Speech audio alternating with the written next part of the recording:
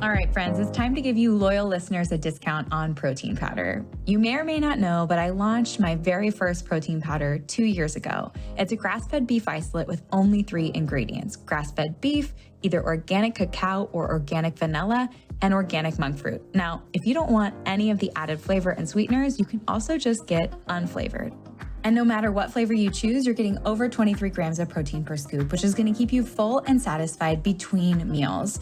I love starting my day with a Fab4 smoothie and breaking my fast with that much protein. It makes a serious difference in my cravings and blood sugar balance the rest of the day, and I've seen it with my clients as well. Now, I never thought I'd own a product company, but when I got pregnant with Sebastian, I realized the majority of protein powders were chemically extracted or enzymatically extracted, and I wanted to use heat and water only. I wanted minimal ingredients because we don't need those emulsifiers, fillers, or added vitamins, minerals, and probiotics. All of those additions increase the chances that it's not going to work for your body, whether it be bloating, digestion issues. I just wanted pure, clean protein to keep you full and satisfied so you could build the most delicious Fab4 smoothie. And I have to say, I'm pretty proud of the flavor. If you take a look at our reviews on Amazon, you'll see 5-star reviews for flavor. And that is key, because if you don't love your Fab4 smoothie and you don't love drinking your protein powder, you're not going to do it. It won't become a habit, and it's consistency that outpaces everything. So if you're here and you're listening and you want to give our protein powder a try, use the code PODCAST5 for $5 off your order. And let me know if you love it. My favorite ways to apply this protein powder is in my Fab4 smoothie, making freezer fudge, making chocolate milk, making hot chocolate, and throwing the unflavored into all my kids' baked goods. So let me know how you use it. Let me know if you love it, and share this podcast deal with your friends.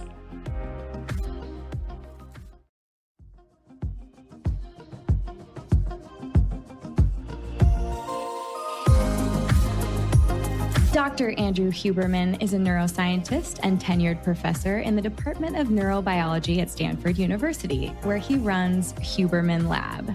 He has made numerous important contributions to the field of brain development, brain plasticity, and neural regeneration and repair.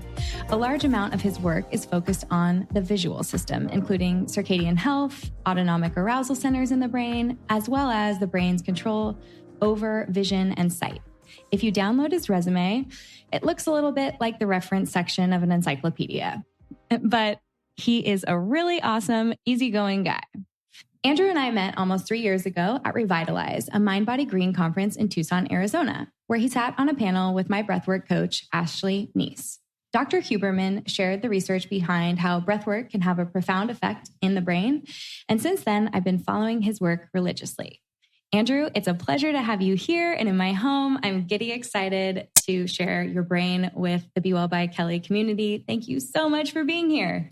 Thank you. It's wonderful to be here. And thanks for the invitation. Yeah, I feel like every single time I'm scrolling Instagram, I'll bypass everyone's posts, and then yours will be a 15-minute video and I'll just sit there and watch it. Oh, that's great to hear. It's a new thing for me to be out in social media and doing public education, but I'm really enjoying it. So it's very, very gratifying, especially coming from you. So delighted. Thanks. Well, let's start with, how does someone become a neurobiologist at Stanford?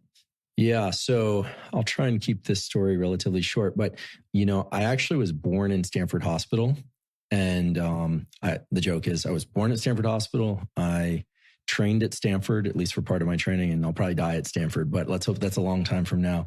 But really, the indication that I'd be a scientist came pretty early. My dad's a scientist, so he's a physicist. He moved here from Argentina because there really weren't opportunities for him to do physics. So I grew up in a home where, where all the other kids, their parents would talk about sports and they'd watch football, and there was no discussion of sports in my home, except maybe tennis.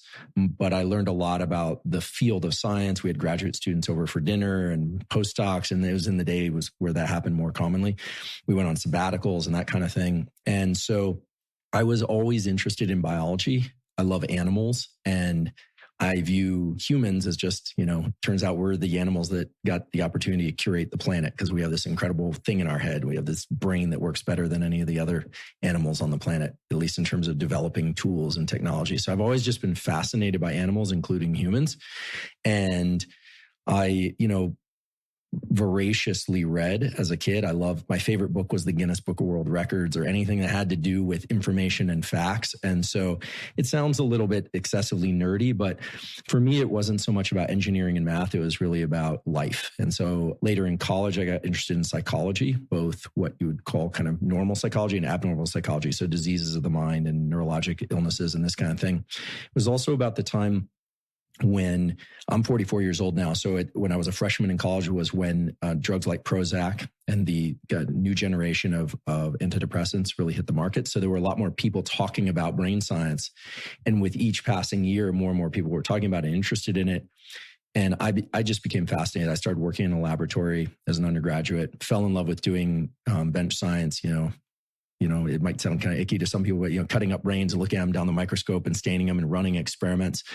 And I just learned as much as I could. I made the decision as a freshman in college that I was going to be a professor someday, that I was going to be a neuroscientist, and went on to I did a degree at Berkeley after I graduated after my undergraduate, a graduate degree in kind of hormone neurotransmitter interactions, like endocrine stuff. So this is like it is, how testosterone influences the brain, how estrogen influences the brain during development and in adulthood. A lot of things that I was really interested in about social behavior. And then I went on to study a lot about the visual system and how it impacts everything from our circadian system, when we feel awake or when we feel asleep, things like jet lag, how we see and make sense of objects and faces. And did a postdoc. I ran a lab in San Diego for a while and then was recruited back to Stanford about 5 years ago, where I run my laboratory now. I work on both humans and mice because we can do very controlled experiments, genetic manipulations and things that you couldn't and wouldn't want to do in humans. And so, yeah, I just love it. I read about the history of the field. I have fabulous colleagues both at Stanford and all over the world that I'm in regular contact with. And for me, some people, when they're kids, they want to be astronauts. Some people want to be pro football players. I want to be a brain explorer. And so that's what I am. I'm a brain explorer. So I love that you're so passionate about what you get to do every single day. It's an amazing thing. I have I guess I can credit my dad for that. When I was 6 years old, he used to walk me halfway to school. And then I would pick up this young lady and walk the rest of the way. I think he wanted to make sure that I did that on my own, so I would learn how to do that. My dad's slightly old-fashioned, and chivalry was a big part of his teachings. And so we were about to part one day, and he would take off down this path towards his laboratory, really. And I said, what do you do? And he said, well, I'm a physicist and, I study the natural world. And he tried to explain it to me. And I said, do you like it? And he said, well, that feeling before the night before your birthday? And I said, yeah, absolutely. I'm 6, that I definitely know that feeling. And he said, well, that's how I feel every single day. And I thought, oh goodness, so I said, I want to be a physicist. And he said, no, don't do that. There won't be enough kind of fundamental problems to work on. I don't know if that's true or not, but I said, well, then what should I do? And he said, well, we don't know that much about the brain, but there's a lot to figure out. So I said, I'm going to figure out how the brain works. And I don't know that I know how the brain works, but I can say that I definitely pay a lot of attention to, of course, the work in my laboratory, but also to the work in other laboratories. And I am so over the moon excited about where neuroscience is now, because just as a point of reference, if you look at fields like cell biology, in the 50s and 60s and 70s, a lot was going on. But now all of that has impacted or started to impact things like new cancer treatments, better understanding of brain tumors. All these things are now being worked out because of the basic understanding of cell biology. Neuroscience has had it's a young science. It's had about 3 or 4 decades of really steady, fast progress, but especially in the last decade, all the tools. And so now we're really in a position to start taking that and doing some real good with it and really making some changes. And so thrilled about having been part of this field now for about 25 years, but also where it's headed. And the new generation of kids that are coming up are amazing. And so it's just going to get better and better. So I feel very blessed to be alive. I never thought of myself as an optimist. I just kind of show up each day and I get very, very excited about what I'm seeing. We have our ups and downs in the lab, and running a lab as one, I've got graduate students and postdocs whose careers I have to help and mentor. But I'm just so blessed to spend my life and to make a living doing this stuff. I don't know what else I would do. I don't know how to do anything else. Well, I'm glad you feel like it's your birthday every day. I do feel like it's my birthday. Actually, when my birthday rolls around, I'm sort of like, I don't know what I would get besides just another, day in lab. So, well, when you talk about like where the research is right now, what are some of the exciting findings that have come out of your lab or in the space in general in the last, say, like 5 to 10 years? So my laboratory works on two main problems.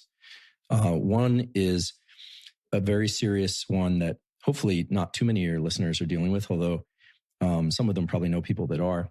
So my lab is trying to understand how to regenerate, so reconnect damaged neurons in the brain. So it turns out that in the brain and spinal cord, neurons don't regenerate.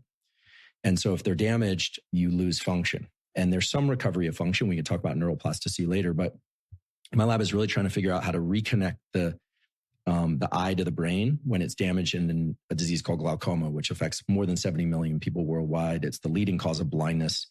And so a big part of my effort in the lab, and that, of course, when I say mine, and there are other people in the lab who are doing a lot of this work, my students and postdocs and technicians, but so trying to figure out how to regenerate the central nervous system. And in 2016, we made a discovery that by controlling the electrical activity of neurons, because that's essentially what neurons are. They're cells that are electrically active.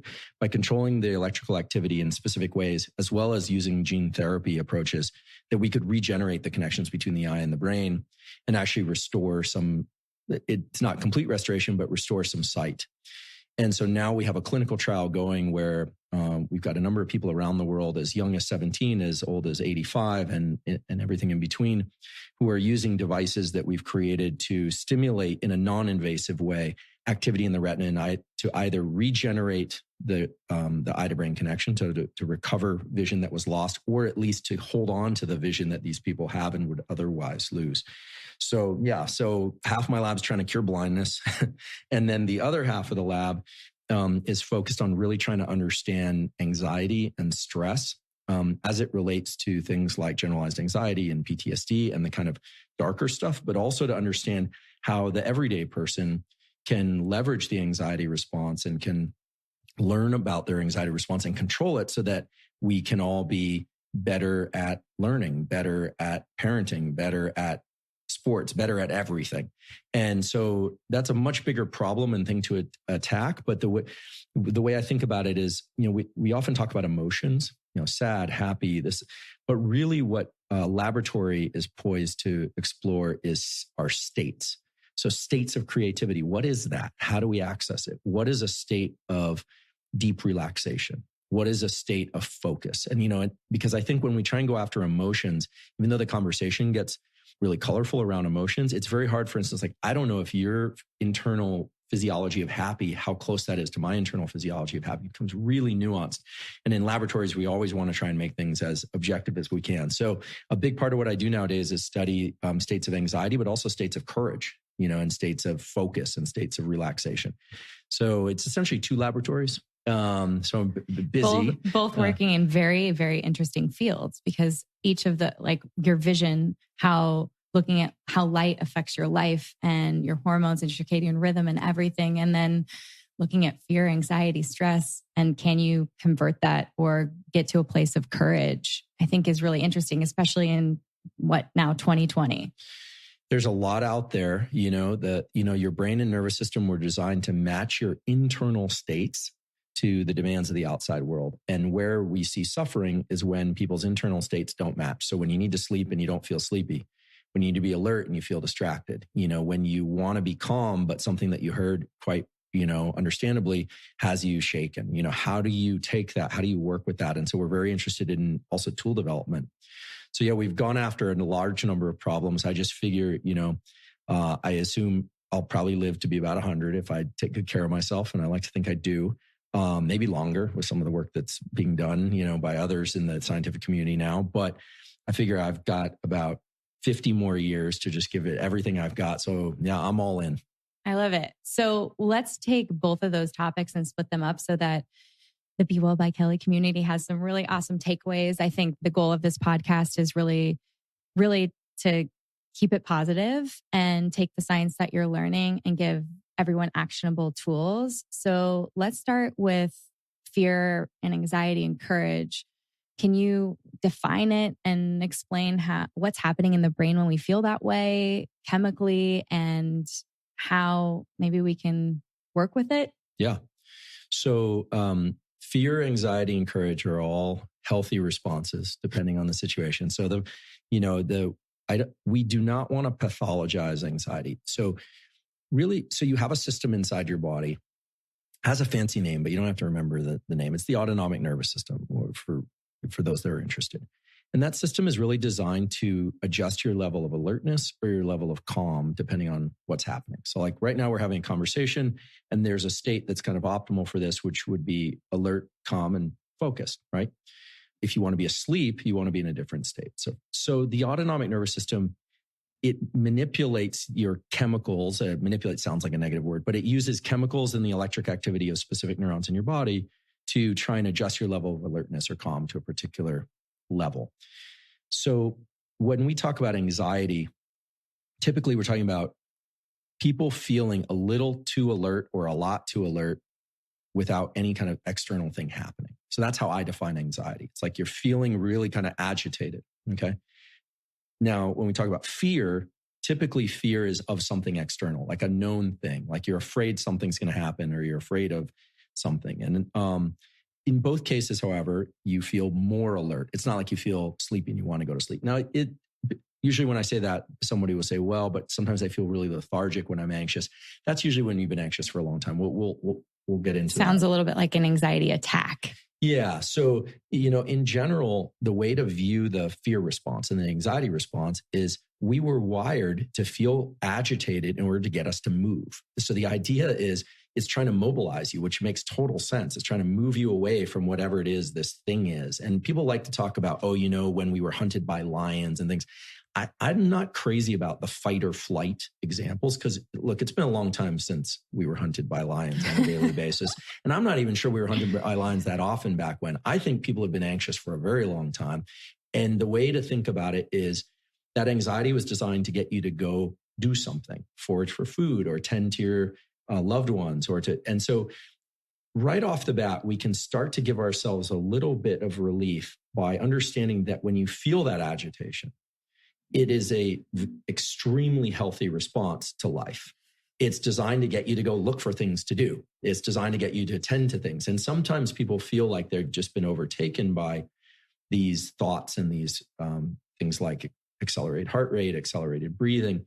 And that's where my lab has started to develop tools that allow people to bring that level of alertness down just a bit, right? So like use it, but don't make it hurt you. Yeah. So, if you're feeling overly, for those, have done public speaking or something, you're feeling a little too agitated heading out there. I mean, there's the difference between excitement and anxiety is just an interpretation, right? So for those of you that, you have a big event and you're kind of feeling nervous before you go, that is a perfectly healthy and normal thing that before a social engagement, your system is kind of getting geared up to now engage with people. And you're thinking, okay, what happened last time when I saw them? And is someone going to be thinking this? And so a number of things happen. Maybe we should just talk about what the response is, and then we'll talk about how you can adjust it, because there's some great tools you can use to adjust it. So quickening of heart rate.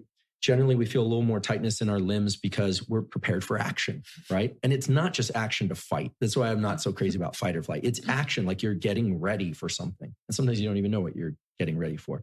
So you might feel a little bit stiffer. Your breathing might be a little bit quicker. You might be taking more breaths.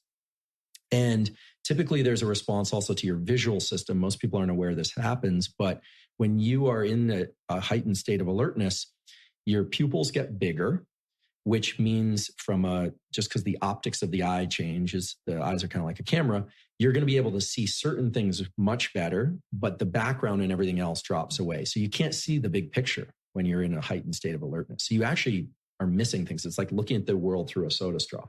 You're sort of like portrait mode on your iPhone where you're like, I just see your face. Exactly. Everything else is perfectly blurred. Exactly. And if ever there is a situation where you're feeling too much alertness, you just need to be, or sort of anxiety or fear, you need to be aware that this is happening to you, because it turns out that the name autonomic nervous system is a misnomer. Autonomic means automatic, but I'm going to tell you that you absolutely can control this response. Now, most people don't know this. Most scientists don't really know this because of this terrible name, autonomic nervous system. you have 3 basic entry points to take control of anxiety. And when I say entry points, I'm not talking about willing yourself or trying to use thinking as a way to suppress anxiety. That will not work. Yeah. I feel like if I'm ever thinking and I'm anxious, like slow your heart rate down, it just goes faster. Absolutely. And I get sweatier. because what you focus on when you're in a state of anxiety is just going to get sharper and sharper and sharper. So I'm doing a better job getting my heart rate up. We'll discuss some tools that are really, you have 3 entry points. And when I say entry points, I mean legitimate areas of voluntary control that will counter the anxiety response. Okay, so the first one is one that most people aren't aware of, which is their vision. So a moment ago, I said, when you are in a heightened state of alertness, the world is, certain things are getting sharper. Now, you could be looking all around and kind of in a state of disarray. What I'm about to describe still works. And it's cool because it's totally covert. No one will know that you're doing it. So it turns out that you can counter this response and you can start to get more calming of your system by going into what's called panoramic vision. So what this involves is keeping your head and eyes stationary. And what you're going to do now is you're going to dial out your gaze so that you're keeping your eyes stationary. You're now seeing the ceiling, the here we're seeing a table, but you see the walls. You see yourself in the whole picture. For everyone listening, I'm doing this right now. Yeah, right. I'm doing it right now. He had to repeat to keep your eyes straight because I definitely looked to the left and right. So we all kind of want to start looking around, but really what you're doing is, you're getting the big picture that you're in. So let's say you have social anxiety. A lot of people have social anxiety, and they show up to a party and they're going to hit the bar and we're trying to adjust their social anxiety. That's the other way to go at your autonomic nervous system. I don't have any comments just about tequila. That. Yeah. Well, whatever it is that it's your thing, try this because it allows you to sets off a relaxation response that's very fast. Now, most people don't know this, but our eyes were not designed for seeing. They were designed for adjusting our internal state. Then they developed the capacity to see. And then the third thing that eyes do is they communicate, which I have a 13-year-old niece. So every time she does an eye roll, I'm always like, yes, another data point that eyes are used to communicate. But so we'll talk about how the eyes do this in a number of contexts, like circadian stuff. But so this, a lot of people ask questions about this. So let's say you're feeling anxious. You're in a hard conversation, or maybe you're alone and you're just feeling like you're in an anxious state, that your level of alertness is too high. Bring it down a little bit. Just open up your gaze, as we say. So you need your eyes open and you're just trying to see yourself in the environment you're in. And this is, I'm not imagining this stuff. There's a known increase in alertness that accompanies looking at something very specifically. Okay. And so you're letting that out. You're letting it relax. Incidentally, people who are claustrophobic, this is one of the major issues, is that if people don't, they don't have a window or something to look out of, that you can't get this panoramic vision. So even better is if you can look out a window or you can see a horizon. So what I just described, this panoramic vision, is actually what happens when you look at a horizon, which is one reason why I think sunsets and all this are so relaxing. Your eyes just naturally go into this panoramic view when you view a horizon. So you can do this anywhere. Now you'll notice that it's the opposite of focusing on a specific point in space. So I'm not anti-phone. I grew up in Silicon Valley. I use my phone all the time, but looking at your phone, regardless of the content on your phone, bringing your eyes to that specific focus is going to just heighten your degree of internal alertness, what we're calling anxiety. So this is a tool you can use anywhere, anytime. The other thing is to start incorporating, if you can, you don't have to go do a breathwork session, because these are what I call real-time tools. They work in real time, is exhale emphasized breathing. So whereas people normally say, when you're stressed, take a deep breath, you want to do the exact opposite. Exhale. There's also a really interesting response that is been described in some scientific papers, not work done by us. That's kind of cool, where you actually have a specific set of neurons in your brainstem that are responsible for sighing. So here's how a proper sigh works. Okay, my niece also likes to show me the sigh. She accompanies her eye roll with a sigh. Exactly. If you combine the eye roll with a sigh, you are definitely, I think there's a reason why kids do that. We can talk about that. It's kind of fun. But a proper relaxation response inducing sigh is, you can try this. So you're going to inhale through your nose, and now you're going to inhale again before you exhale, and now exhale through your mouth.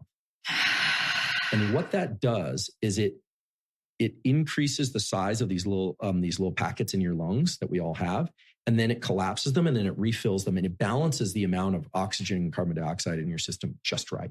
So you're actually doing these little side things about twice a minute without realizing it, but you can deliberately do it, which brings me to a really important point.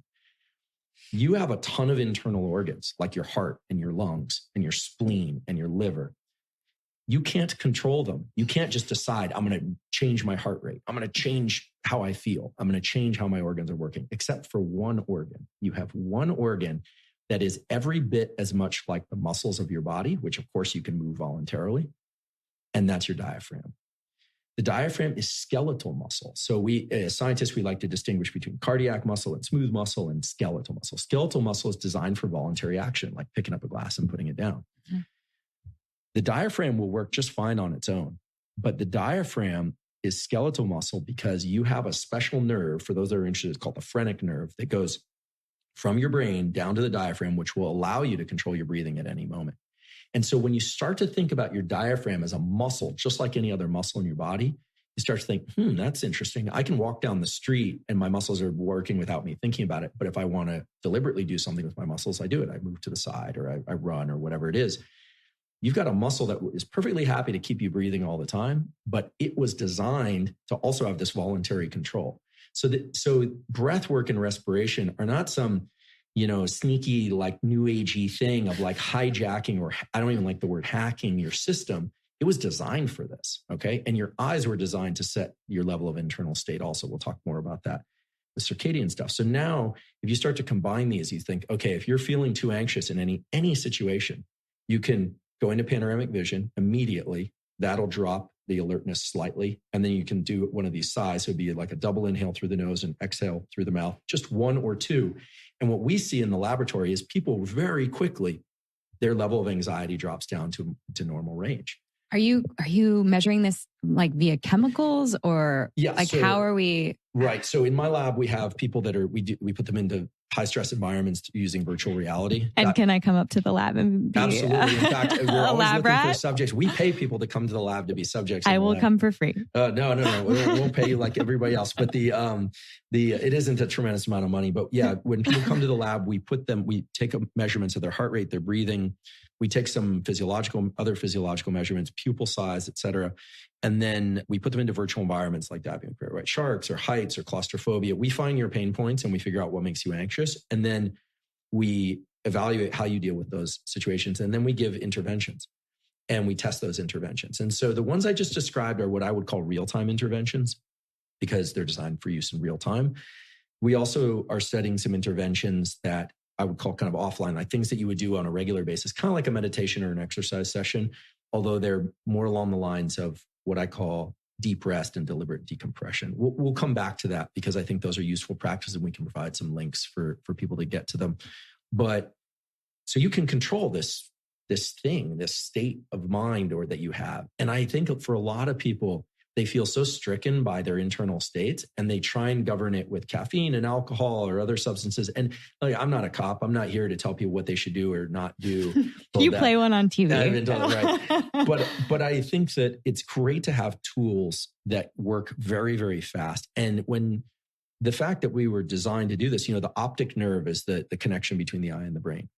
It's called cranial nerve number 2 for the aficionados. And cranial nerve number 2, the optic nerve, it goes directly to the brainstem to control what's called our reticular activating system, the system of our brain that controls alertness. It's not there on accident, okay? What we see is and how we view the world is one of the most dominant modes of controlling our internal state. It's just happening at such a subconscious level, most people don't realize it. Breathing is the other way. And then the third way is really through movement. If you're feeling agitated, you have a choice of either trying to relax your body or stepping into movement to kind of shake off some of that energy. And you have to remember, we have a lot of comforts. We have a lot of discomforts that we've created for ourselves too. But, human beings spend, most of our evolution doing a lot of stuff during the day. We were probably physically tired at the end of every day. And now it's harder to do that unless you have a regular regimen of exercise. But if something stressful hits, like out of nowhere, a stressful text, and again, we don't want to pathologize any of this because it's not, but I have some friends, they have some, young children, and one of the kids like didn't come home from school, like one of the most stressful things that could happen to a parent. It turns out it was a miscommunication between parents, and the kid didn't communicate it. But for that 4 or 5 hours, the whole community was rallied along this. And it's in moments like that you were, I would say, forget trying to control your stress response. When things like that happen, you go full bore. I'll give you some tools during this podcast that will help you recover from that more quickly when it's finally resolved. But when you're feeling like you have to do public speaking, or you've been grinding, that feeling, there's a form of stress that isn't fear or anxiety, but just that you've just been pushing and pushing and pushing. So the 3 or 4 states that I think people ought to learn how to place themselves into deliberately. One is sleep. We'll talk about sleep. The other is alert and focused. It's good to be able to do that. The other is deliberately defocusing. So what we talked about is kind of deliberate defocusing on a short time scale, but you can do it on a longer time scale. And then there's states like the ones that everyone likes to talk about, like flow and awe and creativity. Those are great. But if you could master the other ones, right? let's just get good at like the everyday things we need in life. Exactly. Let's not try and trampoline up to this place where we're going to, we all want exciting experiences, but let's be more functional. And so panoramic vision is a quick tool. Exhale, emphasize breathing. The double inhale, sigh is another tool. And we could talk about movement-based tools, but I think the vision tool and the breathing tool should get you through most of life events, to be honest. And, I do a lot of public speaking, so I'm comfortable public speaking, but there are times when I'm sleep deprived, or I'm just kind of feeling off, or I'm jet lagged, or something's going on. And all of a sudden I notice, I'm like, wow, I am far more tense than I want to be for whatever reason. Focusing on the reasons and trying to dissect that out usually doesn't work. It's like give you the opposite effect. Usually gives you the opposite effect because you're going to tighten your focus. So anxiety also tightens your focus to what you're thinking about. So you have this tool that's inside you. I know every single person listening has this thing we call a diaphragm. It sits right below your lungs. It was designed to move the lungs, and you can control it. And it was designed. And when you start taking control of your breathing, what happens is you start moving your awareness to your internal state. And then when you combine that with panoramic vision, you start to realize, wait, I've got a steering wheel here. I've got a gas pedal. I've got a brake. And I think for a lot of people, we've all been told about meditation and mindfulness, but we haven't really been led through the channels to get there.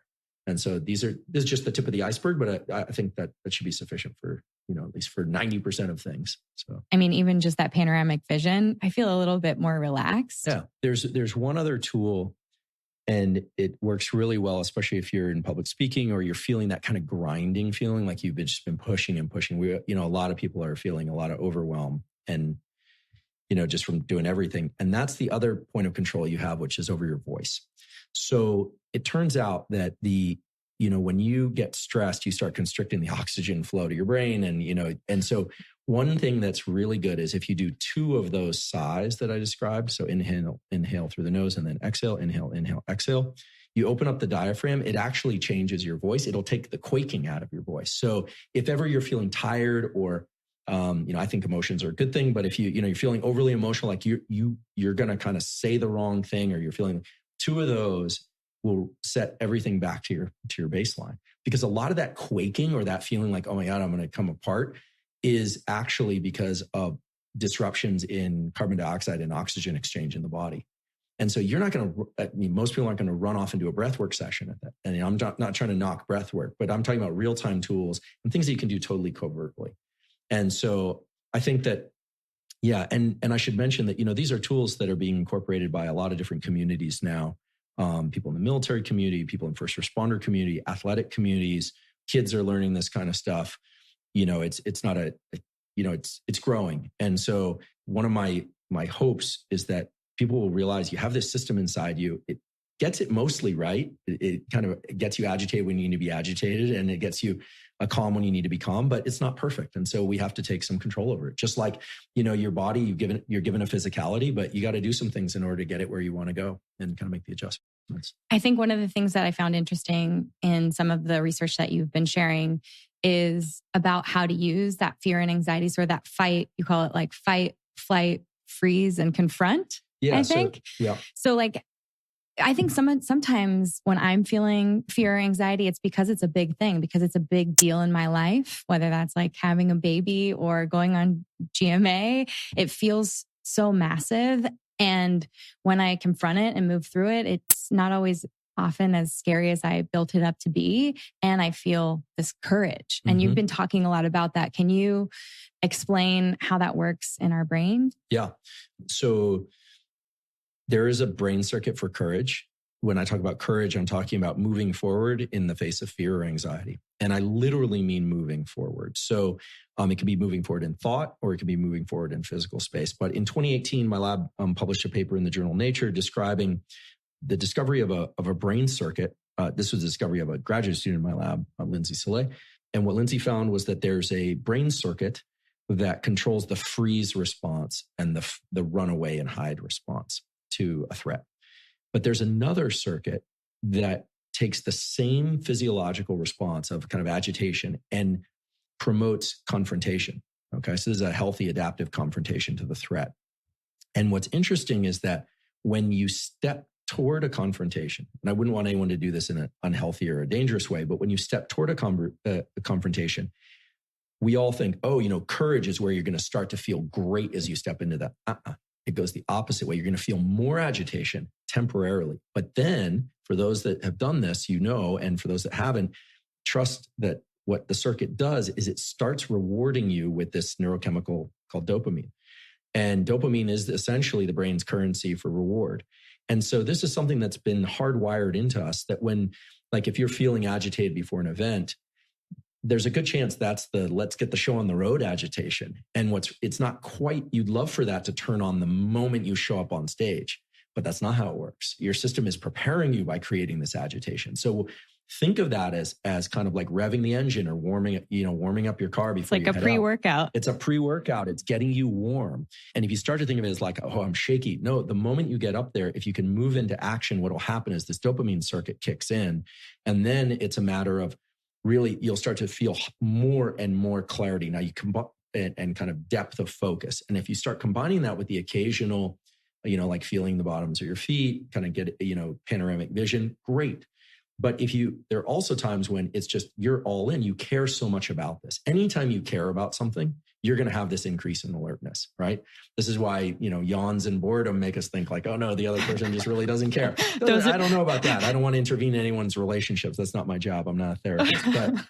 But really, that level of agitation is the activation of this courage circuit. It's like, let's do this. And what's really interesting is you can start to use this dopamine system to your advantage. So there are a lot of sayings like, journey of 1,000 miles starts with a single step, or, eat the elephant one bite at a time. There's a metaphor I never quite liked, but I don't want to eat elephants, but I understand what it's about. And, but the real key is not just to do things incrementally. The key is to do them incrementally and to self-reward that process. Now, remember, dopamine doesn't know the difference between an external event and an internal event.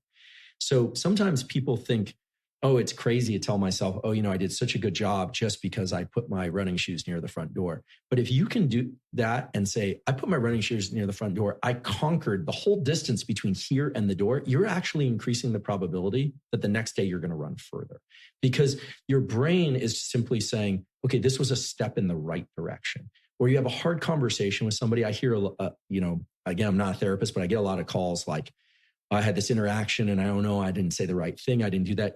It is very important to, of course, to deconstruct interaction, see where you could have done better, et cetera. But for the places you did well, you want to disproportionately reward that. You want to say, look, here are the million things I did that were correct. Because what it does is it sets your system in a mode of really creative, calm, proactive problem solving. And it's really the difference between success and failure. And so there is a courage circuit. It's not going to feel comfortable to step into. That's the kind of take home message here. But once you start stepping into it, the more you can amplify that, oh my goodness, I just took one step in that direction, but actually reward it. I think that we still have a little bit of shame around, using our cognitive abilities to self-reward. But remember, this was the thing that led our species from living in areas where maybe there weren't as many resources to saying, hey, look, folks, we're going to go over that mountain range. We don't know what's over there. and there's going to be danger and weather and all this stuff, but let's do it. And you think all the rewards came in route? No, your dopamine is the molecule that says, keep going, keep going, keep going. And so if you start to dip into those dopamine stores through this kind of mode that I'm talking about, you will find that there's tremendous value in that, because you really can start to access places within yourself and in sort of ways of showing up, as they say, that are really better than you ever have before. It's an amplifying process. I love it. I love it too, because I think today, like looking at social media and having access to the internet and being able to compare ourselves to other people and to what people quote unquote think is the best way to do things. It is the first, it's one of the reasons why people will say, well, it's not good enough, or I shouldn't reward myself. And you aren't applauding yourself along the way. And it's like, this life is such a journey. You have to be excited and proud of yourself when you're checking these things off your to-do list or doing something you've never done before, because exactly what you're saying. It's like the chemistry of your brain is going to keep you doing it. That's right. And the way to think about it is to think about it as an accelerator. So it's not about saying, oh, I did this thing and therefore that's good enough. The idea is, you're doing that to allow the next bigger step, however small, to feel in reach. And that really does happen. I mean, it's really the whole process of incremental learning and neuroplasticity and all these things are really about using these neurochemicals. And so this courage circuit, there isn't one hack. I can't tell you, you're going to clap your hands together 3 times and spin around and then you're going to be in a state of courage. No, you have to understand that it's going to be uncomfortable. You're going to self-reward small incremental steps. A lot of people have talked about small incremental steps. I think that generally the reward part gets left out. And then the other thing that any kind of growth process has to be coupled to is a period of deep rest. So a lot of people don't know this, but neuroplasticity, or the brain's ability to change, is triggered through these intense experiences. The more focused and alert you are, you're triggering plasticity, but it's in deep rest, sleep, and other forms of deep rest when the neural circuitry actually changes.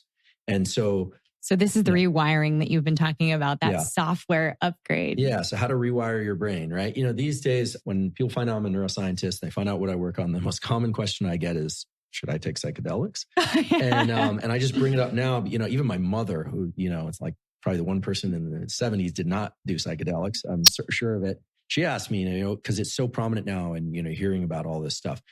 Look, I'm not here to tell people what to do or not to do. I mean, there are clinical trials and things going on for these things. Certainly, for kids and stuff, that's not going to be the right tool. For adults, it's a matter of personal choice, although they are still illegal in this country. But, my lab works on non-ingestible tools, so non-chemical tools. And so that sounds like it's up my alley. Yeah. I don't think, certainly psychedelics are not the only route to brain change. And so there are amazing examples of the brain changing for the better in adulthood.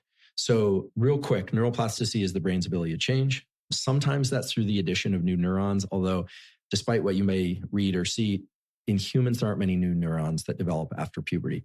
That's not a bad thing, because it turns out the neurons that you've got can make new connections and they can eliminate old connections. And so that's great. The whole brain thing was designed to be this plasticity machine to reflect your experience.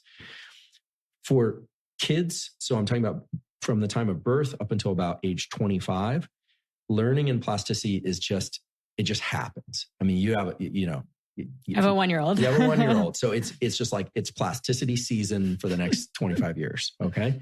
Their brains are bathing in the chemicals and they are in the states that are ideal for shaping the brain according to their experience. And it's a beautiful and magnificent thing to see. In fact, soon your son will learn words that you never taught him because the brain is creating new combinations of words. It's just an incredible process.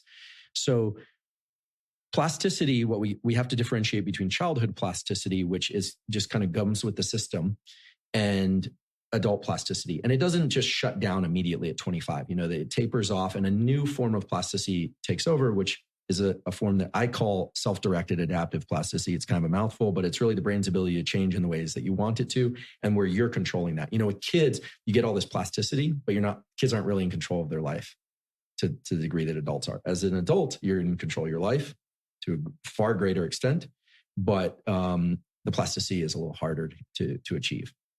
And that's for good reason, because your brain is basically a map of your early experience. It's kind of preparing you for life. And if you want to change it, here's how you change it. So the conditions for changing your brain as an adult is you have to focus on what you're doing.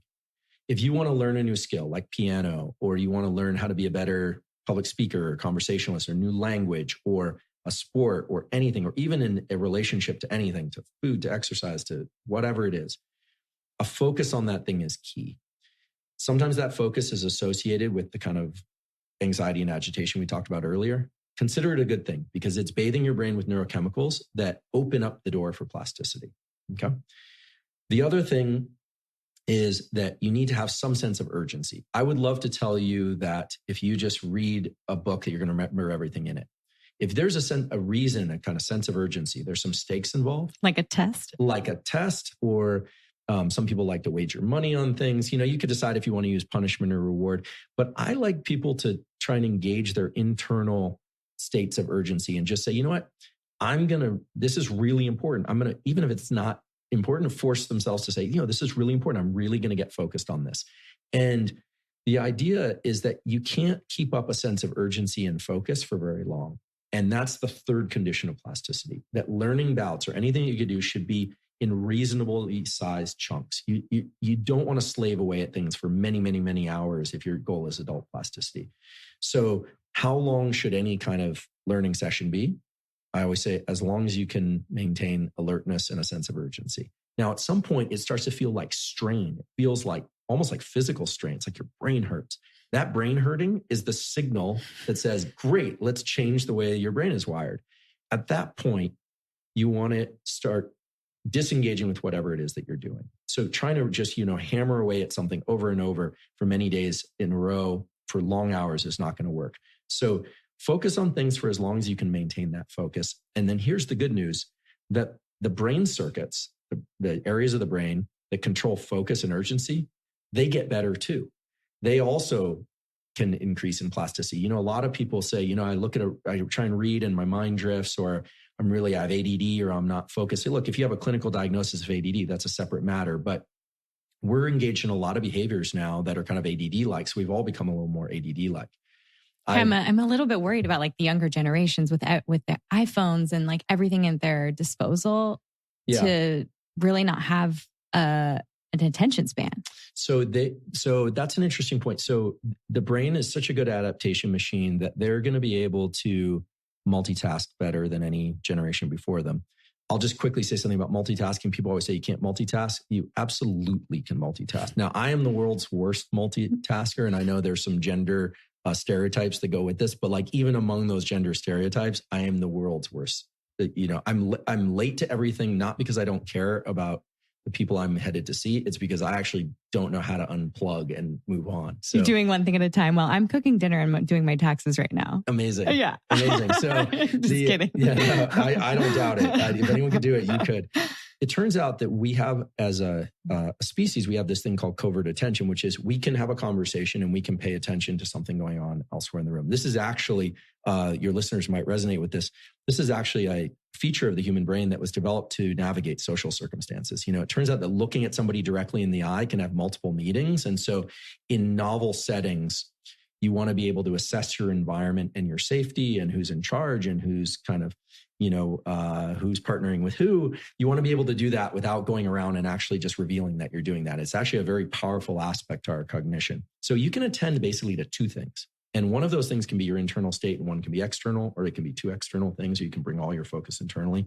But if you're going to learn something, like I'm committed to learning something in the new year, or I'm committed to making a change, you're going to want to focus on it. You're going to have a sense of urgency, and then you're going to want to unplug and get some deep rest, because the actual rewiring, the physical rewiring of neurons occurs during sleep and modes of deep rest.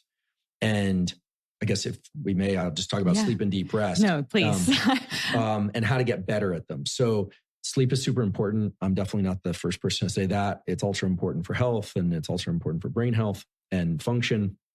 Anyone who's been sleep deprived for a day or two, and we all fall apart. It's incredible how restorative it is. Yeah, we see like also a major increase in hunger hormones and from my standpoint and working with people with body composition goals, it can be really a difficult thing when someone's sleep is messed up. Yeah, it really throws off blood sugar management. Maybe we'll start there, actually, since you brought that up. So it kind of goes back to the eyes, or it goes right back to the eyes, I should say. When, one of the roles of your eyes is to know when it's light out and when it's dark out in order to regulate when to be alert and when to be sleepy.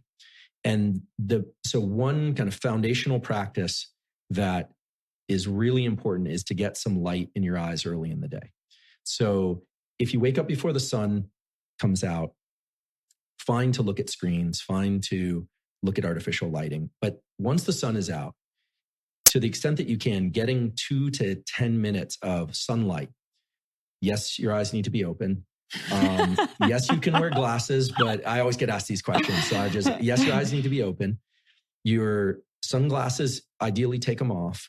If it's a tinted window, ideally go outside. But if it's not a tinted window, it should be fine. You want to get some sunlight in your eyes. Now, you never want to stare directly at the sun to the point where it's painful. If you have a retinal degenerative condition, don't do this at all. But for most of us, we need to get some light in our eyes because there's a signal that's conveyed from the neurons. You have a little piece of your brain, believe it or not, that sits in the back of your eye called the neural retina. It's the only piece of your brain outside your skull. And it signals to your brain when you're going to get sleepy later that night. It signals when you're going to be hungry during the day. It signals when to be alert. It is the most powerful signal in biology. And not only that, but it signals to a particular brain area. This is a discovery that came out last year. The brain area is called the habenula, but you don't have to remember that. It blocks a depressive circuit. So it actually offsets depression. Now, this is an extremely powerful thing. Some people say, well, I live in an area where I wake up and it's cloudy out and it's dark. Believe it or not, photons, light energy come through those clouds. Even if it's cloudy, you're doing yourself a favor by getting this light early in the day. How long? We could get really down in the weeds, but try and get 2 to 10 minutes of light exposure early in the day. Now, some people say, well, what about light to the skin? All right. Hate to burst some bubbles out there, but there was a paper published a while ago that said that light to the back of the knee could do the same thing. That paper was retracted, which means that the very people who did the work said that it was wrong. But you're smiling when you say that. Well, it's somehow that the myth has persisted. And so I've been a little bit on a mission to really get the facts right, and I hats off appreciate to them to correcting themselves. No, I appreciate it. The other thing is that, and this is, my sister likes this one. You have stem cells in every part of your skin because your skin renews. You have stem cells in your hair. So hair growth and stem cell renewal. So hair and skin, the signal for stem cell renewal, the good kind of stem cell renewal in hair and skin is through light to the eyes. It's not light to the skin. This is so fascinating. So get some light in your eyes. If you, and this is an average, 5 days a week or, ideally 7, but if you don't do it for a couple of days, you're not going to, dissolve into a puddle of tears for that reason anyway. It's not going to mess you up. But on average, you should try and do that. So I have a rule, which is sunlight before screen light. Sunlight before screen light. One of my viewers on Instagram sent me that and I was like, I like that. So he sent me that. But if you wake up early and need to get on screens, just do it. No big deal because the brightness of the screen is just going to serve to wake up this circadian clock. You got this little clock in your brain and it needs to be signaled through the eyes. It doesn't know what's going on in the outside world. Now, there's another element to this, which is light in the middle of the night. So as much as we want to get light in our eyes in the early part of the day and throughout the day, if possible, you want to avoid bright lights definitely from midnight to 4 a.m., okay? Because the same circuit from the eye to the brain that blocks this depressive response is activated when you get light in the middle of the night. Nature is selected against light in the middle of the night. So what kind of light am I talking about? I'm talking about bright light. There's a kind of overemphasis on blue light. And I'm going to make a few enemies here, but hopefully I'll make a few more friends. Those blue blocker glasses, if they work because they reduce the brightness of the light. The cells in the eye that respond to light in the ways that are relevant for this discussion are not just paying attention to blues. And that's probably a good thing because, I don't know, someone create a set of those glasses that doesn't look really dorky. I mean, I've got goggles that we wear in lab to not get chemical burns in our eyes that look more stylish than those. But no, you don't need to wear blue blockers. You want to avoid looking at bright lights between midnight and 4 a.m. Now, if your work requires it, or it's a safety issue, you need to go to the hospital or something, by all means. This isn't something where if you do it 1 or 2 nights a week, it's going to really mess you up. But if you're starting to wake up in the middle of the night and looking at your phone or looking at screens and those screen lights are bright, you're going to start to throw your system into pro-depressive like symptoms. And here's the real link with what you were saying about blood sugar. This structure, the habenula, has a direct connection to the pancreas, which is the organ that regulates insulin. And blood sugar. So it turns out that depression creates these different, some people get more hungry, some people get less hungry, but typically it's a hunger for carbohydrates and these kinds of things. Highly palatable foods, all the sugar. Exactly. Yeah. It's through this eye to brain to pancreas circuit. So the way to keep this circuit healthy, in the same way you'd want to keep your heart healthy, is light in the early part of the day. Yes. Light in the middle of the night. No. How long or how deep should we go into this? Well, ideally you're dimming the lights in the evening and you're kind of using more yellow type lights from about, 10:30 p.m. until you wake up in the morning, and then crank the lights if you want. But if you're really getting a lot of screen light at night and watching TV and watching Netflix and doing all that, try and dim the screen. I can't emphasize enough how important this is, because going back to the beginning of our conversation, remember the original purpose of putting this piece of brain tissue outside your skull, the eyes, was to regulate when you should be awake and when you should be asleep. And so, yeah. So that covers, sort of avoiding depression and, so offsetting depression and the blood sugar stuff that's associated with it. And there are other ways to get deep rest. So, okay, I have a couple questions before we go to deep rest. No. And I encourage you to insert pauses. So I have to say, I normally say this at the beginning, I'm not a medical doctor, so I don't prescribe anything. I'm a professor, so I profess lots of things. And I got this problem where once I start riffing, I don't stop. So just interrupt me. Yeah. At the beginning, he's like, so we just riff? If you ask a professor what they do, you're running this risk. I apologize. No, it's been... I'm going to do some stuff. I love it. I'm going to do some size over here. The good kind. Yeah. No, I love it because I don't want to cut you off because I want to know where you're going. But you dropped a few nuggets of information that now I need more information on. Please. So you talked about how light, when you look outside and you get that light, 6 minutes, let's say 10 minutes, it dictates like when you're going to feel hungry and when you're going to feel sleepy. What are the average times in which after you've seen the light, you're feeling hunger or feeling sleepy? I'm just curious because like my private practice, I'll have clients who are like, I'm never hungry till 3 p.m. Or like, first of all, how? But also, okay. Yeah. So this can get a little deep into the circadian biology, but there are basically 3 categories of people. There are people that generally are going to want to go to sleep around, 11 p.m. local and wake up around 7. So it's kind of standard. Then you got people which have kind of, and these are genetic differences that are delayed sleep onset. They call it a syndrome, delayed onset sleep syndrome. Mm-hmm. So they want to go to bed really late, wake up really late. There are other people like phase advanced sleep syndrome. They want to wake up really early, go to bed at like 8:30. The really like the boring people as I like to call them. I'm sort of in the middle, but these are strong biases that people have. Mealtime, we have this mechanism that involves this peptide called hypocretin orexin. It's really interesting. So this peptide dictates when you get hungry. So if you eat every 3 hours, and then you miss one of those 3-hour slots, you're going to be really hungry. And it's just like, it's almost like you've got a clock. That clock is the secretion of hypocretin orexin. It's really interesting. The hypocretin orexin was actually discovered because it's what's disrupted in narcolepsy, where people have really disrupted sleep. Wow. And so light to the eyes, the way it works is light to the eyes inhibits a hormone called melatonin, which many people have heard of. Melatonin promotes the transition into sleep. It doesn't keep you asleep. And melatonin sets off a number of things related to when you're hungry and when you're not hungry. So I'm going to interject. Yeah. So time release melatonin. Shouldn't be taking that then, right? Or shouldn't be taking it at all. So I don't want the melatoninistas to come after me, but here's the deal with melatonin. Melatonin's main function in biology is to suppress the onset of puberty.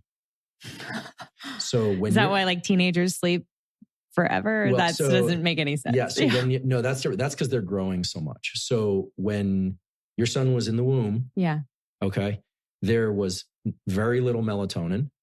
And that's because all the hormones, for him, mainly testosterone, but the other hormones too, were doing their thing. They were setting him up for his particular biology. Okay. For a girl, it would be mainly estrogen, but also some small amount of testosterone. After a child is born and until puberty, melatonin levels are very, very high. It encourages a lot of sleepiness and it keeps puberty suppressed. For that reason, I can't recommend what people do because, again, I'm not a physician, but if it were me, I would not give my child melatonin because you're going to tamper with the onset of puberty. Okay. Yeah. So then what happens is melatonin becomes phasic. It starts becoming regulated by light. So when you see light, it suppresses melatonin. This is why a lot of animals only breed in long days. And then when winter comes around, they don't breed, they hibernate.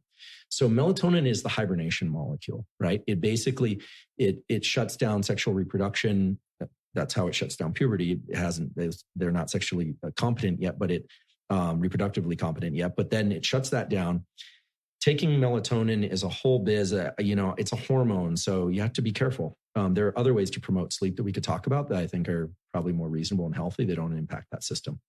So basically, if you get light in the early part of the day and you're in modes of alertness, now some people respond to be in modes of alertness. They just want to go, and then eat late in the day. They're kind of intermittent fasting types. Mm-hmm. I don't know what you recommend exactly. I know everybody's a little bit different, but that light pulse early in the day is going to get everything aligned. Your insulin secretion, your mood. When you're going to be sleepy in the late afternoon, you'll have a little dip. And then in the evening, in order to go to sleep, it basically puts the whole system into the right balance. Okay. So it kind of gets the seasons of your body correct. I think that's probably the right way to put it. Yeah. So it's not a specific time for any specific person. It's just that it will cause the release of melatonin, or it affects melatonin, which then affects the peptide, which then affects your hunger. That's right. So it's going to set things up so that they're correct for your physiology.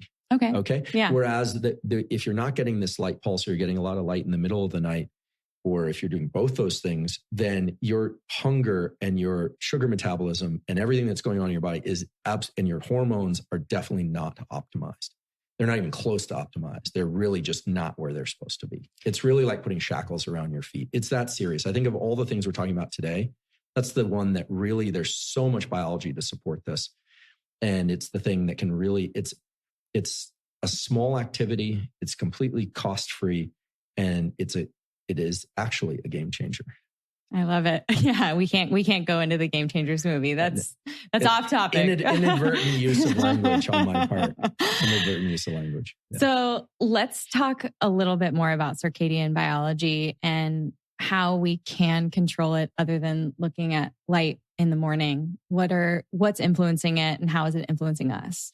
Yeah. So this is probably a good opportunity to talk about deep rest tools and how to better access sleep. Yeah. Or would you prefer that Let's do deep rest and then we'll go into sleep. So it relates to circadian biology. So basically, we all have a clock in every cell of our body. And every one of those clocks is timing from 24 hours down to 0 and then repeating. Getting light in the eyes sets a master clock, which is the clock that sits right above the roof of your mouth. It's called the suprachiasmatic nucleus. And that clock sets all the clocks of all the cells in your body. So that's what this light in the eyes thing does. And that's extremely important. This is the system that gets disrupted when you're jet lagged. So when you fly to the East Coast, now some people suffer from jet lag more than others, but if you fly to the East Coast or to Europe and suddenly it's morning there and you're feeling like you're dragging, or it's the middle of the night and you can't sleep, it's because this system is pretty slow. It takes about 3 days of regular light exposure at a particular time to kind of shift the system over, because it's a pretty unnatural thing to be traveling these time zones. We didn't really evolve to do that. So your circadian biology says, during the daytime is mainly when we're supposed to be awake and eating and active and doing our thing and socializing. And at night, we're supposed to be dormant and, and getting that restoration and getting that neuroplasticity and wound healing and all the cellular healing. This is why people who are sleep deprived do end up with higher risk for dementia and all these kinds of things. Even things like cancer treatment are improved by having these light pulses. I don't know if you know, so I don't want to scare anybody, but there's a phenomenon called ER psychosis where people come into the emergency room for something totally unrelated to like psychosis. And they're under these fluorescent lights all the time. They don't have a window. The timing of light and sleep is totally messed up and they go psychotic. And it's a well-known phenomenon in hospitals. And then you take those people and you put them next to a window, they get morning light, they get, restricted from getting light in the middle of the night, and they become sane again. Wow. So it's like the worst form of jet lag. So we're all, to some degree or another with all these electronics, we're all slightly jet lagged, but you don't want to jet lag yourself when you're not even traveling. If you're going to jet lag yourself, go to Japan. Go somewhere really cool. Go someplace really cool. And you'll notice if you ever go someplace like a beach vacation, you're getting a lot of light, you just naturally kind of migrate over. Yeah. It's much easier. So easier, obviously, to go someplace like Hawaii versus a city. Yeah. Yeah, definitely. And is there a way to prepare yourself for a vacation? Would you ever try to, because being a new mom, we went to Hawaii with Sebastian and they're 3 hours behind or ahead. Yeah. So basically if it's 3 p.m. here, it's noon there. Well, that means he gets up at 6 a.m. He's up at 3 a.m. on our vacation. That's a little bit tough. So all of the moms were telling me that I should be getting him on Hawaii time before we went, which... Shifting a young child can be very hard. Remember, their melatonin is deliberately high to keep them out of puberty until a certain age. And so the only signals they have, this is actually very relevant to what you asked about. The only signals they have are social signals, like who's there, are there people around, and feeding. And so those are the ways you can shift your clock. So aside from light, if you want to become an early riser, for instance, you can, even if it's a little bit painful, if you start exercising first thing in the morning, you'll notice after 2-3 days, your body will naturally start waking up earlier. Yeah. The other thing you can do is eating earlier in the day. You'll naturally start becoming more of an early day person. It will just happen. And the same thing is true if you want to shift later. Now, you have to be a little careful with this because if you want to get your sleep, but sometimes if you start exercising at, say, 7 or 8 or 9 p.m., you're going to get what's called a phase delay. What's going to happen is you're going to start staying up later and later and wanting to get up later and later each morning. So this is the kind of Las Vegas phenomenon where you're saying getting up later and later with each day that you're in this no clock environment, very nighttime activity heavy environment. So so your son is basically, he's what we call entrained to your rhythms. You decide. So if you're going to travel, I try and get up an hour earlier for the days heading in, if I'm being good about it. And I might wake up and force myself to exercise first thing in the morning, and it can be light exercise. Yeah. But these are the signals that these clocks of the body start to use. So light, physical activity, social engagement, and feeding are the ways to shift your circadian rhythm. Of course, avoiding stimulants late in the day, things like caffeine too late in the day. I can have a cup of coffee and fall asleep an hour later. Some people, it really impacts them. So everyone's different in terms of their metabolism. Alcohol, not great for depth of sleep, but at some point, not doing certain things can also be disruptive. If you enjoy having a drink or two, I don't think that it's not going to throw your sleep into massive disarray. Yeah. So it's interesting that you like the feeding piece to me, just especially being a new mom and everyone's talking about schedules and putting your kid on a schedule. And a lot of times right when children are born, you're feeding them in the middle of the night. And then it's about dropping feedings in the middle of the night and not feeding them in the middle of the night so they aren't waking you up at 2 or 3 in the morning. Mm-hmm. Do you think that has more to do with the peptide that would make him Bash hungry, or more to do with his circadian clock being sort of synced to that wake up time? Yeah. So the circadian clock will sync. For new parents, I have some friends that just had twins, and I remember they were pretty sleep deprived early. And I said, this is only a biologist could say this. So I say this with a ton of sympathy, but remember, evolution doesn't care about the parents. It cares about the offspring, right? You are basically a caretaker of the next generation. And it's not to say that you shouldn't care about your well-being. Obviously you do, and it's super important. But we have to remember that the way biology has arranged all this is for the offspring. Once it really could care less about the generation ahead. And then the good news is they'll have to do the same thing for their kids. So but in all seriousness, those feeding clocks are running very, very fast in kids. Just even the rates of digestion are so fast, right? Mm-hmm. As he gets older, with each passing month, even though melatonin levels are still high and he's still going off of what the routine is, his body, the hypocretin orexin secretion and other secretion of things like insulin are going to start to mimic whatever feeding schedule you have. Now, obviously there's a whole set of protocols related to ideal parenting that I don't want to touch because that's not my wheelhouse. And to keep this podcast from becoming too long, I won't do this now, maybe another time. But I spent about 10 years studying brain development. So we could talk about brain development as its own thing, but most of what we're talking about here is how do you set up schedules that are optimized? The light exposure stuff that I mentioned is great for parents. It's not going to make a difference for babies.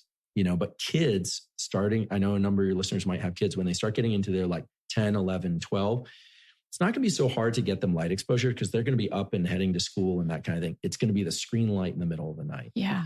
And I don't have any, controlled studies on this, but to mentor some kids. And I have to say, I think a major reason for a lot of the anxiety issues that we're seeing nowadays have a lot to do with the fact that kids are up late on screens. They're throwing their brains into this depressive circuit. And it's not necessarily what they're doing. It might be what they're doing also. And I know there's all these issues with online bullying and things, but just the light exposure itself. So lock that stuff away. Yeah. That's part of our job. Right? Yeah. Parenting tip right there. Just like no screens after dinner. Yeah. Yeah. Unless it's like family time and you're like, it's the same thing as, you would want to, we have different attitudes about kids than we do about adults. You would want to, in some cases you got to lock the liquor cabinet if you got a teenager in the house. In some cases you got to, hide the keys to the car. Yeah. And with adolescents and teenagers, light in the middle of the night is highly detrimental. I guess I've said enough times that I'll lay off. No, it's such an applicable tool right now. I think even for adults, I think about clients that I work with in their 30s, 40s, 50s, and they're dealing with anxiety that they never felt before. And they say that like they never had that as a child. It's interesting to me to see, especially in this online world that we live in now, like how much of their time they're spending on their phones. And now the phones have the timers that'll tell you, you've been on your phone for 4 hours. You've been on your phone, sometimes longer. Well, and I'm guilty of it too. It's the panoramic vision takes you out of this focused mode and lets you relax a little bit. Well, the opposite is true too. Every time we're looking at our phones, it's not increasing our stress, but it is calling on those attentional systems. So no wonder we're finishing out our day kind of wiped, So I have a question, because sometimes I know a lot of people are wanting to learn something, or they're watching YouTube videos. Maybe they're watching you on YouTube. Would you recommend that they put that up on their main TV and sit far back on their couch versus being on their phone? Or I'm just thinking of actionable tools for these activities that people do every single day. Would it have an effect? Yeah. So I think there are things with their blue blocking glasses, of course. Right. Yeah. Well, look, I love YouTube. I think Instagram's great as a venue for certain things. I'm certainly consuming a lot of this stuff through electronics. Here's what I think. This kind of brings us to deep rest and what I call deliberate disengagement. Yeah. So in the old days, I hate saying that, but 10 years ago, or 15 years ago, if you finished an interaction, a meal or something with your spouse, or you're out with friends and you were walking back to your car, you would not be looking at your phone. I know. You would go into panoramic vision. You would look for your keys, you get in your car, you would drive, you might listen to some music. You would have a period where these attentional systems got disengaged. I think now we're at the point where the phone isn't going anywhere. And here's where I always say, look, if we tell people to stay away from their phones, we better be understanding of the fact that itself is creating anxiety. Yeah. Right? Especially if there works there. I mean, I don't have children, full confession. I don't have children. Full confession, because I'm giving all this advice about parenting. I don't have kids, but just the biology side. But look, I've got a dog who I care very much about. I've got a home I care very much about, and people I care very much about. The phone is what allows me to know my alarm didn't go off. He didn't escape. The dog sitter got there on time.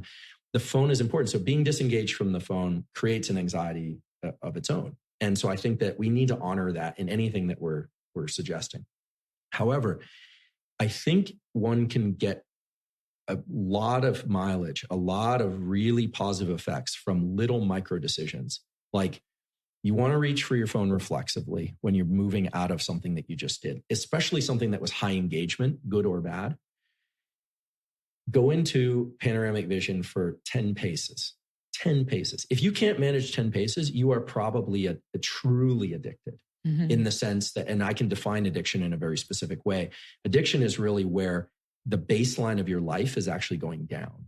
As a brief aside, can we become addicted to water? Sure. But is it different than cocaine? Definitely. Why? Because it takes a lot of water drinking before your baseline on your life starts to suffer, your social engagement. Yeah. It'll happen eventually. But whereas with cocaine, it'll happen very quickly. Mm-hmm. Okay. So the phone, you have to ask yourself, is the baseline on my life stable?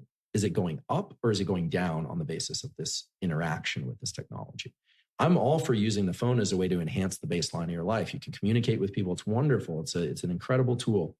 But I think that if you can start to go into panoramic vision just for 10 paces before you reach for your phone, And if you're feeling really worn out and kind of ground down, taking some time to just deliberately disengage visually is going to be excellent. It's going to allow you to lean into learning bouts, social connection. You'll be better for all the things you actually care about. And so I think that that's really important because yes, just focusing into this little box that we carry around is calling on these attentional mechanisms. So that's just a little one. I try and do it, when I transition between anything. I try and keep myself alive, not the plane lands and I notice I want to just immediately fire up my phone. And I try and set a goal for myself. Like, I'm just going to try and relax as I make it out of the terminal. That's a great tip. Little things, really small things. And I think this is something that we're going to have to start incorporating more and more. It's kind of the equivalent of snacking, one or two chips here and there, no big deal. But pretty soon when you've got a bowl out and you're just kind of like munching on stuff all day, we're now seeing, the quote unquote obesity crisis, you look and you're just like, wow, we're basically just eating all the time. I loved that. I don't know if your listeners, if any of them watched that Mad Men series, that Mad Men program. It was an amazing program. And one of the things that was so interesting was to see that at the beginning of the show in season 1 and 2 and 3, nobody snacked. Then they got these snack machines in the office and everyone transformed in shape. Feel bad for those actors. Yeah. And so it's one of these things where with the phone, we've kind of got this runaway interaction with the phone. So all I'm saying is it's what I call deliberate disengagement. Disengage, not just from the phone, but go into panoramic vision here and there, once in a while, in a meeting. No one will know you're doing it. In a conversation, you'll still be attending enough, right? If anything, you have less probability of getting hit by a car because you've got full panoramic vision. There's actually a well-known phenomenon, right? So your motion processing is much faster. So in panoramic vision. So doing that a few times a day, so deliberate disengagement. The other form, the thing that we just haven't touched on that is so crucial, it's absolutely key to mental health and to the quality of your sleep and to the ability to fall asleep and stay asleep is learning how to transition into deep rest where you don't sleep. So there's been a lot of discussion about meditation and mindfulness, but I just personally have a little bit of an issue with meditation as a tool for deliberate disengagement because a lot of meditation is about focusing. Focus on your breath, focus on your third eye center, focus on, what about just deliberately defocusing? Now, it turns out there's a practice, many of your listeners may know about yoga nidra, which literally means yoga sleep. And it's a beautiful practice because you can find scripts for this on YouTube. There's a 10-minute one that I like a lot. There's a 20 and a 30-minute one. And it involves lying down, and they have a saying in yoga nidra, moving from thinking and doing to being and feeling. And you follow this script. So your goal is just to listen. You don't have to do anything. And you're moving your awareness from your body to the room, maybe to your breath. There's some exhale emphasized breathing, some sighing in there. And it's about 10 to 30 minutes. And what's really interesting is the studies of yoga nidra. There aren't many of them, but the ones that are out there and published show that there are these massive increases in dopamine in the brain and the other positive neurotransmitters by being fully awake, but in non-action. And so I have to say that over the last 20 years, the single activity besides, I would say, physical exercise that has made the most dramatic difference, at least in my life, in terms of ability to fall asleep and stay asleep, to fall back asleep if I wake up in the middle of the night, or to recover sleep that I missed out on. So some nights I don't get enough sleep. And I always know I can do a 30-minute yoga nidra in the afternoon or in the morning when I first wake up. You actually put your brain into states that you rescue sleep that you lost. And so I know I'm not a sleep researcher, but we do study this practice in the lab. So everybody should be doing 10 to 30 minutes of deliberate disengagement per day.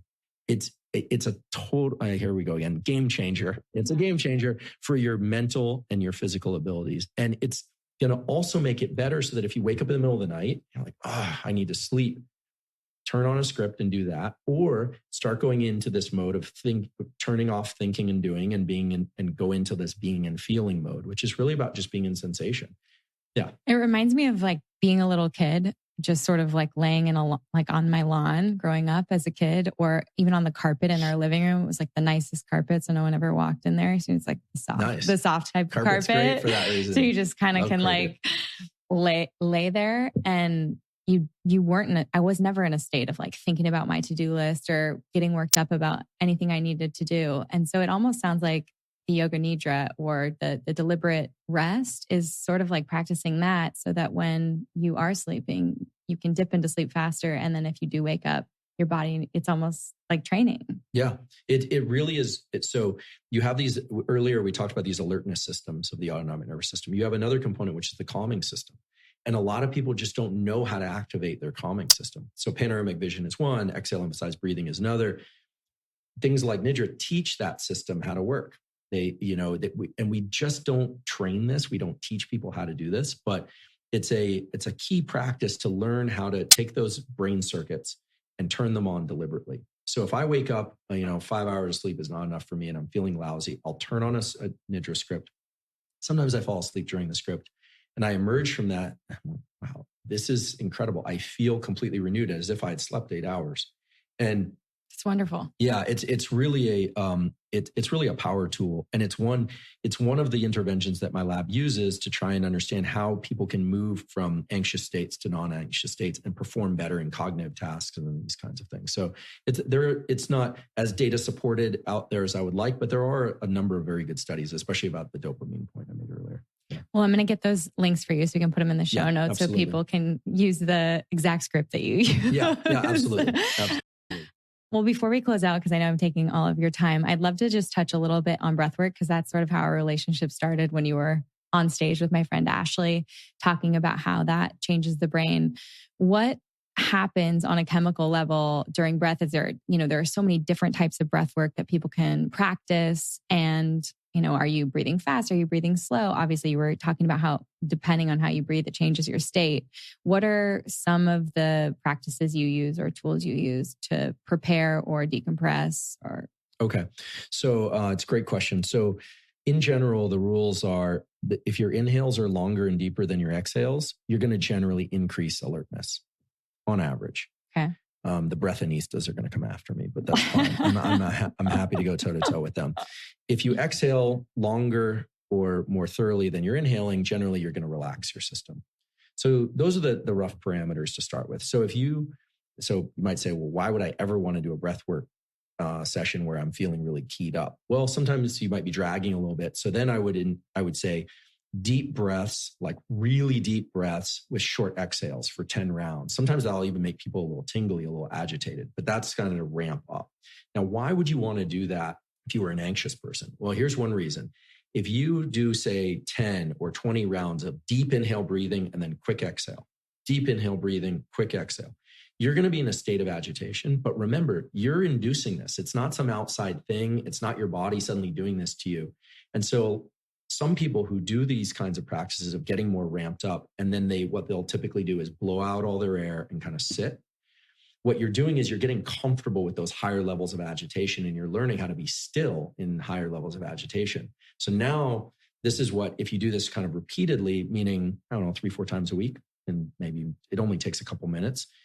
The next time you feel a pulse of adrenaline and you're kind of in that alert system, it's a familiar place. You're like, oh, I'm good here. And I've got tools. And it's sort of like being at the control panel of your vehicle as opposed to getting rattled around in that vehicle. The exhale emphasized breathing is really great as a tool to learn how to sleep. In fact, some people are so biased towards calming and sleep that if they lie down and they inhale through the mouth or nose and then do a long exhale, they always say in Yoga Nidra, like through pursed lips, like you're blowing out through a straw. Mm-hmm. Sometimes if people do 10 cycles of that, in particular, if they hold a pillow on their chest for whatever reason, it's probably some vagus nerve stimulation, they fall asleep. Now, I don't quite do that, but with long exhale emphasized breathing, so even 5 or 6 of those sighs, I definitely start to feel like I'm really chilled out. Really, really chilled out. And so people should play with this rather than me say, okay, you're going to do, 4 rounds of this or that. I would say if you want to increase your level of alertness and you want to kind of play with that, I would do inhale deeper and fuller than I exhale. I would do that for 20 or 30 breaths. It's kind of intense. Then I blow out my air and just kind of sit with that, maybe do another round. Okay. I'm not a big fan of breath holds. Breath holds can make people pass out, all sorts of things. It's an advanced trick. And there are other people that are better at teaching and advocating for that than I am. Then if you want to calm down, I would do a couple rounds of exhale emphasized breathing. So inhale, exhale long, inhale, exhale long. If you want to really get down in the weeds of how long to inhale or exhale, a good starting place is to inhale for 4, exhale for 8, or if you're doing the earlier protocol to get more activated, inhale. It's going to be hard to inhale for 8, but inhale for 4 to 6 and then exhale for 2. So it's going to be like, right? It's that kind of breath of fire, pranayama, if you're into the yogic thing, the naming. And so those 2 parameters are pretty good. And if you just want to idle, like you like where you're at, Mark Devine, who's a former Navy SEAL, lives down in Encinitas, has talked a lot about box breathing. So keeping your inhales and exhales roughly the same duration, roughly the same depth. In general, nasal breathing is going to be better than mouth breathing. Okay. That's why everyone's taping their mouths up. Everyone's taping their mouths up. And, there was a book written by 2 colleagues of mine at Stanford, Paul Ehrlich, and forgive me, I'm forgetting the other author, but it's a book called Jaws. It wasn't about sharks. It was about how a lot of the orthodontia problems and reconstruction that people need has a lot to do with mouth breathing. That kids who have to chew hard foods a lot and who breathe through their nose, their facial structure is much healthier, higher cheekbone, jawbones. And that's it, Bash. Only hard foods for you. They've done the twin studies, and it's remarkable. If you look at that book, it's crazy. The chin is set back in kids that eat a lot of soft foods and who mouth breathe, and their face is long. Their eyes are droopy. And you look at the twins, the twin who was, for whatever reason, was raised in an environment where they were chewing hard foods. They were doing nasal breathing, and they've got these incredible, noble bone structure and face. And you just go, oh my goodness, this is a real thing. So there's kind of a movement now against not just highly palatable foods in excess, but too many soft foods, drinking and eating everything out of packets and goops and bars, and eating real food and chewing and using those teeth to really chew away. So, all right, that's it, guys. We're adding have a nice strong jaw, So that's what I would recommend on the breathwork front. And then if you are interested in getting into the more extreme forms of breath work, there's a lot of courses out there now and people doing stuff. Those mainly involve breath holds, and any breathing where you're just breathing through your mouth, a lot of inhales and exhales, is going to start to move you into the realm of kind of like holotropic and trauma release type breathing. You're going to feel a lot. And so sometimes people will shake or cry. And so those forms of breathing are often used in places where people really want to shift their state. They want to work with a therapist and release some physical strain from the body. That's a whole different picture. It's very, very interesting. And I think it has a lot of validity to it. But what I described is more sort of like your typical weights and cardio, as opposed to your kind of triathlon. How's that? That sounds great. I mean, it's interesting because when I worked with Ashley Neese, it was a little bit like the 2 quick inhales, and then a fast exhale. And we did that. It felt like 20 minutes. And then she just had me breathing in and out of my mouth. And I felt like all my extremities were on fire. I felt like my nerves were like electric all the way down to my fingertips, down to my toes. I started to shake. I started to cry. I got up. I was like, what voodoo stuff is this? Yeah. This is so weird. Like, why are tears dripping down my face? But it was really powerful. I was really relaxed. I was nervous to drive home, to be honest.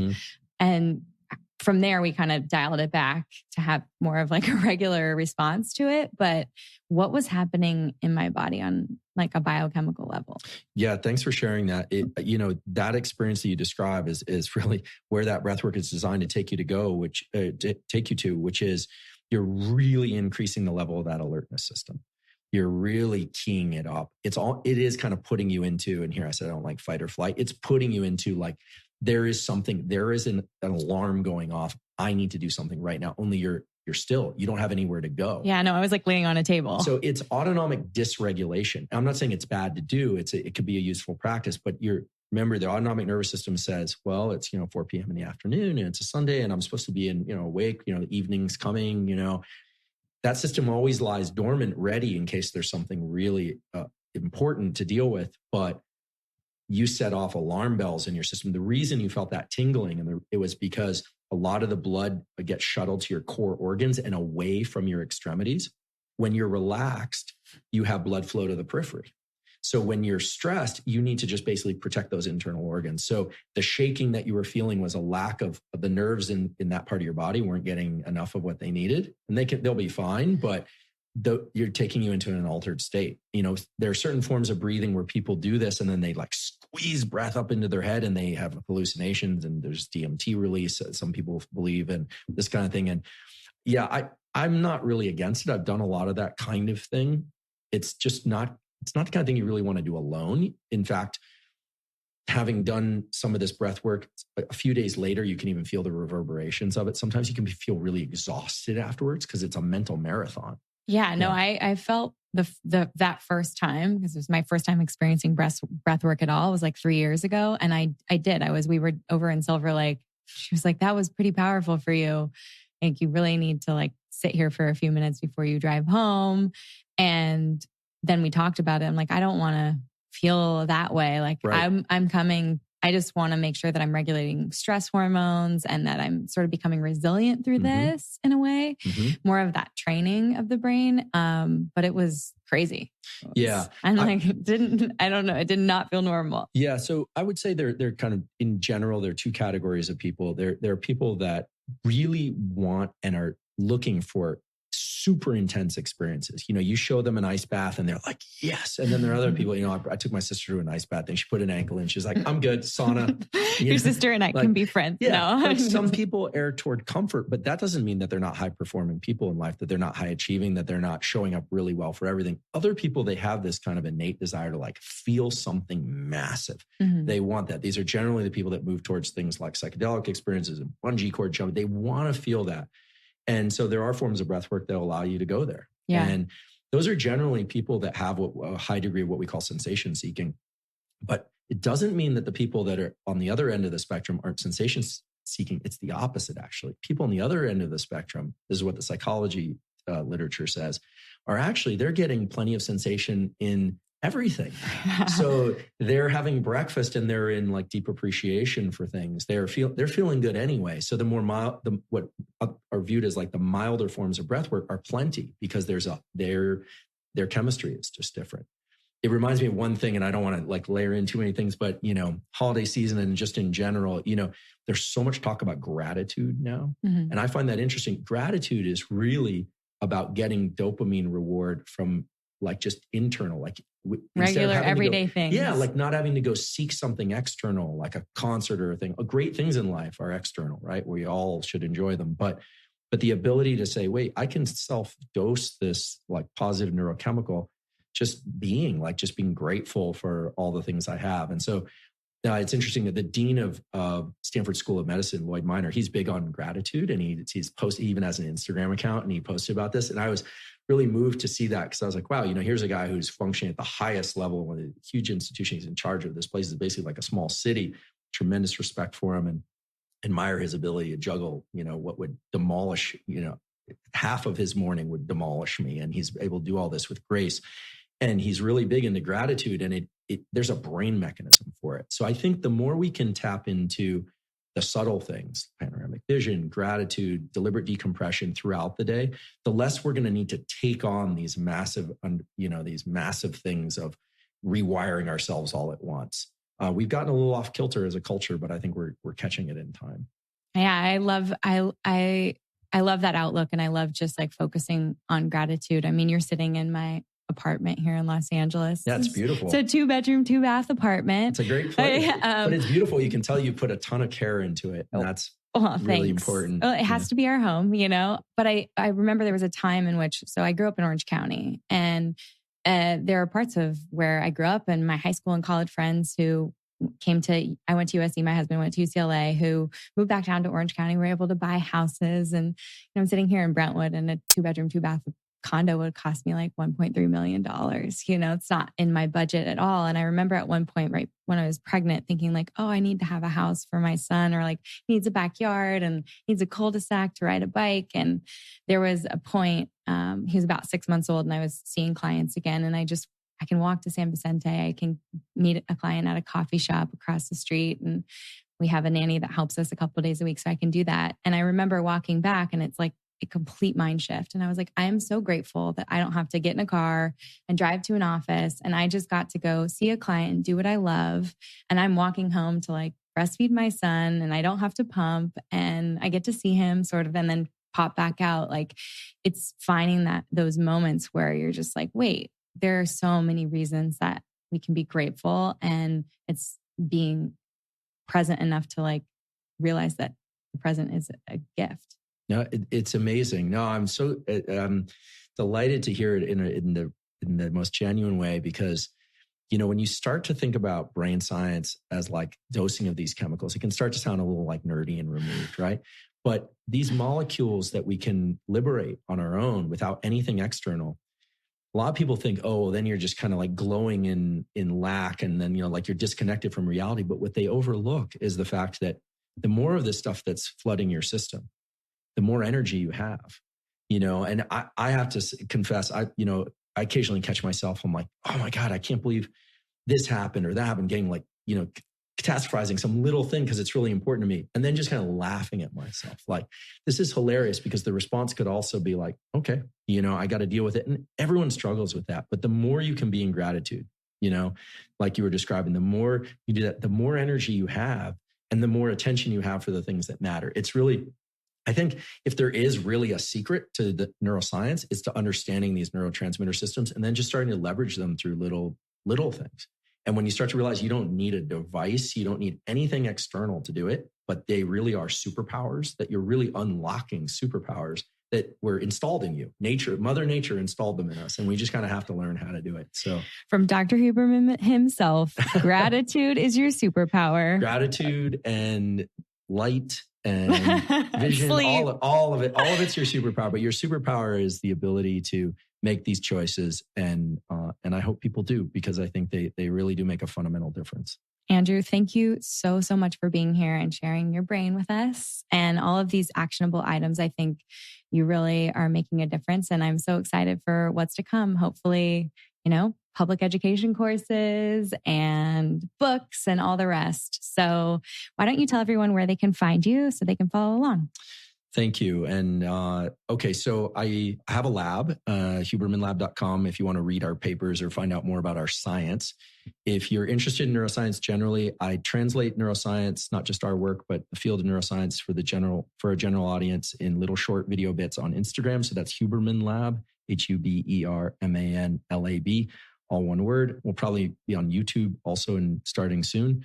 And if you want to be a subject in an experiment in my lab, we pay you, we give you a parking pass, we give you a t-shirt, we put you into VR, some fun experiences. You learn a lot about your physiology. We send you away, if you like, with some tools, some of these deep relaxation tools. So that would be great. Just direct message me at the Instagram for that, or you can, I'm pretty easily found through the lab website. If you go there, you find my email and whatnot. Aside from that, you know, I'm just excited to educate the general public on what I know about brain science. So people are ever interested in hearing more about this stuff, it's really, you know, my passion is doing the science and then teaching what's out there. And I really want to say thank you. I'm delighted. I know I've said it 3 times, but I followed your work since we met, and you know, I follow you on Instagram. I see your work. I'm excited to take a look at your new book that's coming out. I'm super excited. I'm just thrilled to have this opportunity. Thank you. It's been so much fun. Bye, Andrew. Thank you for listening to Be Well by Kelly. Please subscribe to the show on Apple Podcasts, Spotify, or wherever you listen to podcasts. Learn more at BeWellByKelly.com and follow me on Instagram at BeWellByKelly. I would love if you picked up my books, Body Love and Body Love Every Day. They're sold on Amazon and at all major booksellers.